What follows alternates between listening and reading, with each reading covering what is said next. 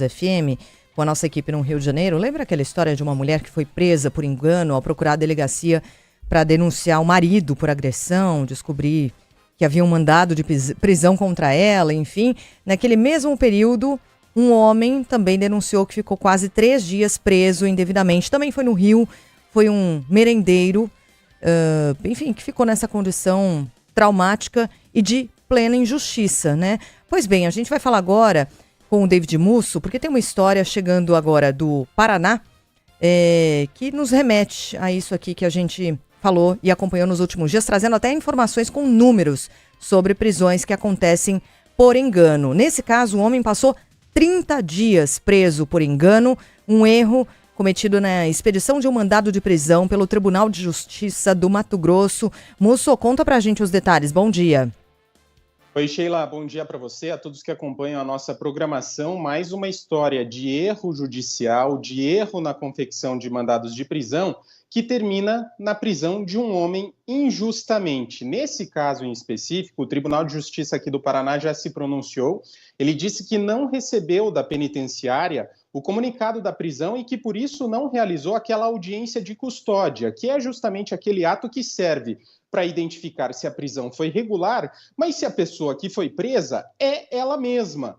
A prisão desse homem aconteceu no mês passado. Darcy Rodrigues de Lima, de 53 anos, foi detido em março em Prudentópolis, na região central do Paraná, após um erro na expedição do mandado de prisão cometido pelo Tribunal de Justiça do Mato Grosso. Darcy tem o mesmo nome que um condenado por tráfico de drogas no município de Sorriso, no norte mato-grossense. Na ordem de prisão, no entanto, a Justiça coloca de forma equivocada os documentos de RG e CPF e a filiação do homem que é inocente e não do que era efetivamente procurado pela Justiça. Darcy Rodrigues foi solto na semana passada após um pedido do advogado Leonardo Alessi. Vamos ouvi-lo. Alguns clientes que estavam presos ali comentaram sobre a situação do seu Darcy Rodrigues de Lima, que ele insistia na sua inocência e que não entendia o motivo por que ele estava lá. Eu pedi a documentação dele, examinei os autos do processo e percebi que se tratava de uma confusão. São pessoas totalmente diferentes, com documentos, datas de nascimento, filiações, naturalidade. O seu Darcy insistia que nunca esteve no estado do Mato Grosso, nunca respondeu uma ação penal. A audiência de custódia é um direito fundamental que é previsto em lei e deve ocorrer em até 24 horas após a prisão. No caso de Darcy, a audiência não aconteceu porque a penitenciária onde ele foi preso avisou apenas a Justiça do Mato Grosso e não avisou a Justiça do Paraná, que era responsável por realizar esse ato. E aí, não só pelo jornalismo, mas também pela formação no direito e pela atuação, posso dar aqui o depoimento que as 2 primeiras perguntas que um juiz faz numa audiência de custódia é se a pessoa é de fato a que está sendo procurada e se a prisão ocorreu sem tortura, sem ofensa ao direito fundamental do preso. Então, se essa audiência tivesse ocorrido, certamente esse homem não teria ficado esses 30 dias preso sem poder falar com um juiz, sem poder conversar com o Ministério Público ou qualquer representante que pudesse fazer cessar essa ilegalidade, que só foi coibida depois que um advogado que estava passando por essa penitenciária foi avisado por um outro preso que o seu Darcy estava lá e provavelmente não era responsável pelo crime pelo qual ele estava sendo acusado. Sem advogado, sem acesso a um juiz ou a um promotor, Darcy ficou mais de um mês preso por engano. Em nota, o Tribunal Mato-Grossense disse que abriu um procedimento interno e vai apurar se houve erro de algum servidor no Tribunal de Justiça. Disse ainda que, caso seja comprovada a falha, medidas serão adotadas para que isso não volte a acontecer. Volto com vocês. Mas minha nossa, se houve erro, tem dúvida de que houve erro? Como assim? Houve erro e houve erro crasso. E possivelmente de mais de uma pessoa, né? Para que a gente não demonize um único servidor, porque isso é um processo. Quando você fala de... Tem bastante gente envolvida nisso, né? Então, precisa dar nome a essas pessoas.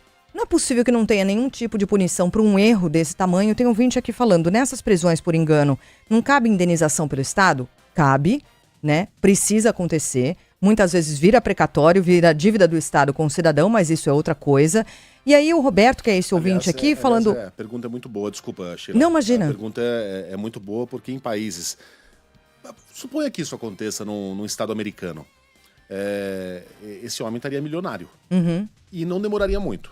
em coisa de 1 ano, 2 anos, ele receberia essa indenização e seria uma indenização milionária, porque há estados que levam muito a sério quando o Estado massacra um cidadão dessa maneira, sendo uma pessoa inocente, né? Há estados que levam a sério mesmo quando o Estado massacra uma pessoa que não é inocente. Agora, se é um inocente que entrou de gaiato nesse navio, agora no Brasil é isso. Talvez a neta ele acabe conseguindo sacar esse precatório. Ou negocie, né? Com essas empresas que compram precatórios. Mas isso aí se arrasta indefinidamente. Mas aí o Roberto, nosso ouvinte, fala, e a exoneração dos responsáveis? Cara, precisa acontecer isso. Não é possível que essas pessoas com erro, que muda completamente a vida de alguém, essa pessoa nunca mais é a mesma. Nunca mais.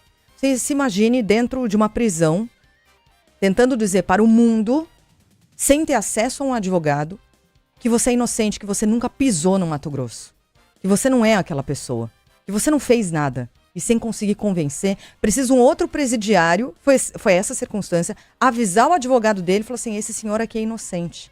Ele não fez nada. Alguém precisa fazer alguma coisa. Mas demorou. Mais de 30 dias, gente. O estigma social. Né? Exato. O cara é um ex-presidiário. O trauma.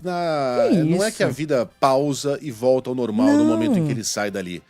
Ele é um cara que veio da cadeia. Ele é visto de uma outra maneira pelos vizinhos. Não importa que tenha sido uma injustiça. Pelos empregadores. Pô, isso acaba com a vida de uma pessoa. Acaba com a vida. Acaba. Tem ouvinte perguntando se o seu Darcy é negro. Porque Não é. tá vendo a imagem. Não é. Mas é um homem bem simples. E eu duvido que se ele tivesse acesso a bons advogados, ele passaria mais de 24 horas nessa condição. Por isso que é tão revoltante, né?